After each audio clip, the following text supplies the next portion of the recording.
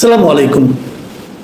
প্রিয় দর্শক, আমি শুরু থেকেই একটা কথা বলে আসছিলাম যে ডক্টর ইউনূসের এই সরকার সম্ভবত বাংলাদেশের সবচেয়ে সৌভাগ্যবান একটা সরকার, যারা কিনা তাদের যাত্রার শুরু থেকেই দেশে প্রকাশ্যে থাকা সকল রাজনৈতিক দলের সমর্থন পেয়ে এসেছে। এর আগে অন্য কোনো সরকারের এই সৌভাগ্য হয়নি। সে বঙ্গবন্ধু শেখ মুজিবের সরকার হোক, জিয়াউর রহমানের সরকার হোক, এরশাদের সরকার হোক, অথবা খালেদা জিয়া অথবা হাসিনা, যতগুলি সরকার, যতবার তারা সরকার এসেছে, আসার পর থেকে কিন্তু মাঠে বিরোধী দলগুলো সেই সরকারের নানা বিষয়ে সমালোচনা করেছে, বিরোধিতা করেছে। কিন্তু ইউনূস সরকারকে সে ধরনের নেতিবাচক অথবা বিরূপ কোনো পরিস্থিতির মুখে পড়তে হয়নি। এবং সেই সঙ্গে আমি একথাও বলেছিলাম যে এই সরকারের জন্য সবচেয়ে দুর্ভাগ্যজনক ঘটনা হবে তখন যখন এই রাজনৈতিক দলগুলো প্রকাশ্যে তার বিরুদ্ধে নামবে। আমি দেখতে পাচ্ছি সেই ঘটনা হয়তো শুরু হতে যাচ্ছে।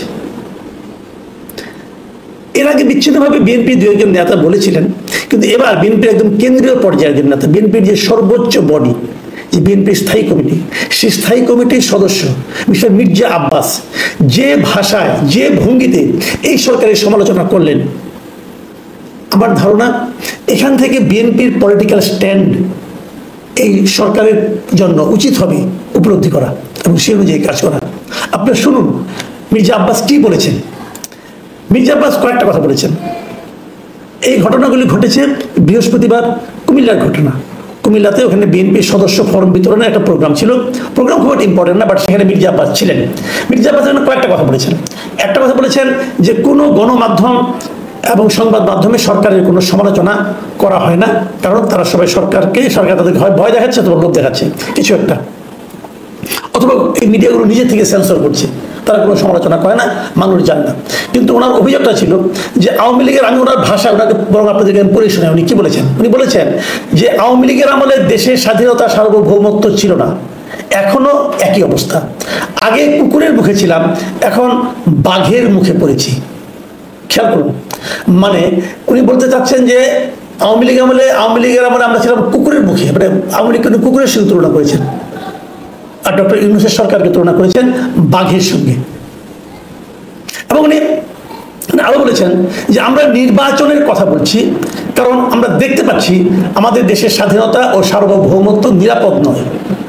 মানে উনি বলতে চাচ্ছেন যেটা, যে আমাদের স্বাধীনতা এবং সার্বভৌমত্ব নিরাপদ নাই সরকারের কাছে। এবং এটা বলতে যে উনি উল্লেখ করেছেন কোন কারণে এই কথা বলেছেন। উনি এই কথা বলেছেন ওই যে রাখাইনে যে একটা মানবিক করিডোর দেওয়ার প্রসঙ্গ, সেই প্রসঙ্গের কথা উল্লেখ করে উনি বলেছেন যে মিয়ানমারের রাখাইনে করিডোর দেওয়ার সিদ্ধান্ত নেবে নির্বাচিত সরকার, এই সিদ্ধান্ত দেওয়ার মালিক আপনারা নন। মানে ইউনূস সরকারকে লক্ষ্য করে উনি বলেছেন। এবং সেই জন্য উনি বলেছেন যে এদের হাতে আমাদের স্বাধীনতা ও সার্বভৌমত্ব নিরাপদ নয়। এবং সরকারের বিরুদ্ধে একটা গুরুতর অভিযোগ উনি করেছেন। সেই অভিযোগ উনি করেছেন যে এই সরকার নাকি গত 8 মাসে দেশ থেকে নাকি এই সরকারের আমলে গত 8 মাসে 90,000 কোটি টাকা পাচার হয়েছে। এই অভিযোগটা আমার কাছে খুব মারাত্মক একটা অভিযোগ মনে হয়েছে যে 90,000 কোটি টাকা পাচার হয়েছে এই সরকারের আমলে। এই হিসাবটা মির্জা আব্বাস কোথায় পেলেন, এটা আমার জানার খুব ইচ্ছা। আমি এটা কিন্তু উড়িয়ে দিচ্ছি না, কারণ ওনার মতো লোক এরকম আবল তাবল কথা বলবেন, মাঠ গরম করার জন্য বলবেন, এটা আমি নিজে বিশ্বাস করি না। উনি একটা বড় নেতা, বড় দলের বড় নেতা, ওনার কাছে নিশ্চয়ই একটা হিসাব আছে। মানুষকে বিভ্রান্ত করাও তার কাজ হবে না।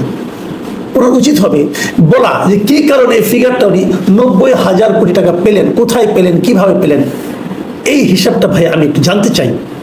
কারণ এই ধরনের কাজ যদি এই সরকার করে থাকে, তাহলে আমি তো মনে করি দেশের জনগণের উচিত হবে এখনই এই সরকারের বিরুদ্ধে আন্দোলনে নামা, যে আন্দোলনের নেতৃত্ব আমরা বিএনপির কাছ থেকে আশা করি। আর যদি অভিযোগ সত্য না হয়, আর যদি এই অভিযোগ কেবল কথার কথা হয়, তাহলে এ ধরনের ফালতু কথা বলার জন্য মির্জা আব্বাসের বিরুদ্ধে বিএনপি কর্তৃপক্ষ ব্যবস্থা নেবে, এটাও আমরা আশা করি।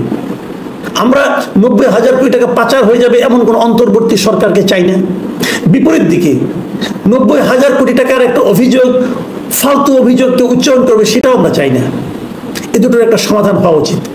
আমি সরকারকে বলবো আপনি একটা প্রতিবাদ করুন, অথবা চুপ করে থাকলে প্রমাণ হবে, মানুষ বিশ্বাস করবে যে অভিযোগ সত্য। পাশাপাশি মির্জা আব্বাসকে বলবো আপনারও দায়িত্ব হবে এই অভিযোগের সত্যতা প্রমাণ করা, অথবা দেখিয়ে দেওয়া, অথবা একটা হিসাব দেওয়া কেন আপনার কাছে মনে হলো যে 90,000 কোটি টাকা পাচার হয়ে গেছে। এটা আমরা জানতে চাই।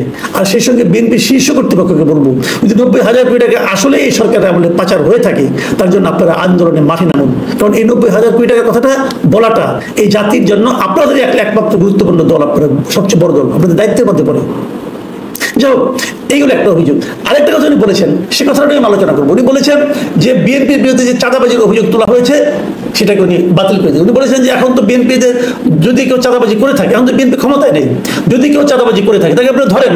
এবং এই জায়গাটাই কিন্তু আমি মির্জা আব্বাস সাহেবের সঙ্গে একমত, যে আসলে যদি কেউ বিএনপি চাঁদাবাজি করে থাকে, যদি কেউ চাঁদাবাজি করে থাকে, সে বিএনপির হোক, আওয়ামী লীগের হোক, যে দলেরই হোক, তাকে ধরেন।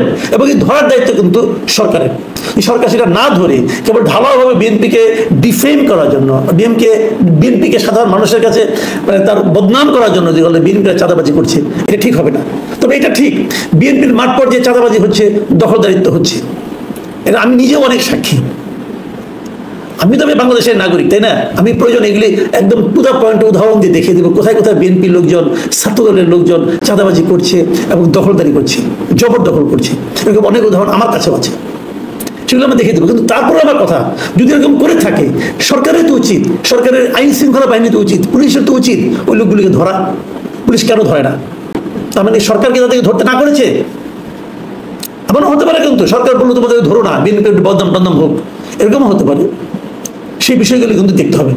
সবচেয়ে বড় যে অভিযোগটা মির্জা আব্বাস করেছেন এই সরকারের উপর, সরকার প্রধানের উপর, সেটা বলেই আমি আলোচনা শেষ করব। তিনি বলেছেন কিভাবে, আমি হুবহু আপনাদের পড়ে শোনাই। তিনি বলেছেন, সিন্দাবাদের বুড়ো আমাদের ঘাড়ের উপর চেপে বসেছে, ঘাট থেকে আর নামতে চান না, ওনাকে ঝাঁকি দিয়ে ঘাট থেকে নামতে হবে। বুঝতে পারছেন সিন্দাবাদের বুড়ো কাকে বলা হচ্ছে? আপনাদের নিশ্চয়ই মনে আছে সিন্দাবাদের বুড়োর সেই কাহিনী। আরব বুড়ো যিনি সিন্দাবাদের গল্প নিশ্চয়ই আপনি পড়েছেন। এই সিন্দাবাদ যাচ্ছিল এক জায়গায়, একটা বুড়ো হাঁটতে পারছিল না, সে বলছিল আমাকে একটু কাঁধে নিয়ে একটু যাও, আমাকে একটু উপকার করো। এবং যখন সে কাঁধে নিয়ে যখন তাকে ওই জায়গায় তাকে নামাই দিতে চায়, সে আর নামবে না। সে কতভাবে চেষ্টা করে, ঘাট থেকে তাকে আর নামাতে পারে না। তো আমাদের দেশের উপর, আমাদের জাতির উপর, আমাদের মানে উপর এরকম কি কোনো বুড়ো প্রথমে অসহায় ভাব নিয়ে এসে বসেছিল এবং সেখান থেকে নামতে চাচ্ছে না? কে সেই গুরু? ইঙ্গিতটা কোন দিকে নিশ্চয়ই বুঝতে পারছেন। এটা তো খুবই স্পষ্ট, ইঙ্গিতটা ডক্টর ইউনূসকে লক্ষ্য করে। এবং তারপর বলতে চাচ্ছেন যে ঘাট থেকে নামতে চান না, ওনাকে ঝাঁকি দিয়ে ঘাট থেকে নামাতে হবে। এটাও কিন্তু একটা বড় অভিযোগ। ডক্টর ইউনূস এই বিষয়টাকে এখন কিভাবে মূল্যায়ন করবেন? আমি আগেও বলেছিলাম যে বিএনপির চাওয়াটা সরকারের কাছে কি ছিল? চাওয়াটা ছিল যে একটা নির্বাচন দেওয়া দ্রুততার সঙ্গে, এবং সেই সঙ্গে একটা নির্বাচনের রোড ম্যাপ ঘোষণা করা। এই সরকার কেন তা করছে না? এবং করছে না বলেই কিন্তু এখন এই সমস্ত কথা এই বৃদ্ধ বয়সে ডক্টর ইউনূসকেও শুনতে হচ্ছে। আমি ডক্টর ইউনূসকে অনুরোধ করব যে দ্রুত আপনার করণীয় কাজগুলো করুন। যে প্রক্রিয়া করছেন এটা কোনো ভালো প্রক্রিয়া না। এইভাবে যদি করতে থাকেন আরো অনেক কথাই শুনতে হবে, আর অনেক কথা আপনার জন্য আপনার জন্য সম্মান বই আনবে না। এবং মানুষ কিন্তু মিলিয়ে দেখবে অভিযোগগুলো কিন্তু একদম মিথ্যা না। তখন এই ঝাঁকির কাজটা ওই রাজনৈতিক দলগুলো সব সাধারণ মানুষে করবে। আমার মনে হয় সেটা আপনার জন্য খুব উপভোগ্য হবে না। প্রিয় দর্শক, এখন এ পর্যন্তই। আল্লাহ।